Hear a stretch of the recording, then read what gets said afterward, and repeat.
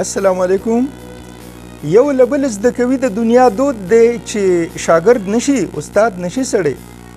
محترمو نن زه تاسو ته صرف په یو ټکي باندې خبره کوم او لنډه غوندې هغه دا چې ما په ډیرو موقعو باندې د مختلفو شاعرانو نه واورېدل چې هغوی په خپلو شعرونو کې یو ټکی استعمالوي زورېدل یا زورول.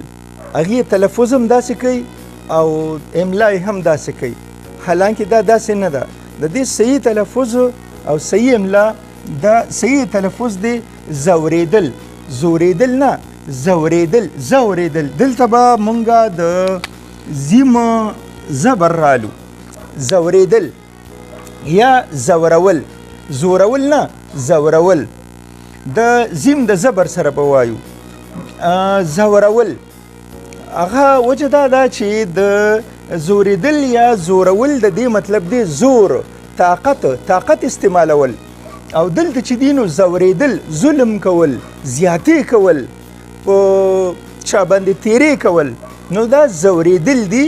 زورېدل یا زورول نو پکار دی چې موږ د دې تلفظ دغسې وکړو. لکه اوس د مثال په توګه یو نیمه تن دا وایي چې هلکه فرض کا خپل محبوب ته وایي چې ظلم پې کوي، یا فرض کا یو رقیب ته وایي، یا فرض کا بل یو ظالم ته وایي چې هلکه نور مې مه زوروه، نو به ورته وایي چې نور مې مه زوروه. نو دا به زوروه، دا به لیکي دغسې زوروه او وایي به هم دغسې.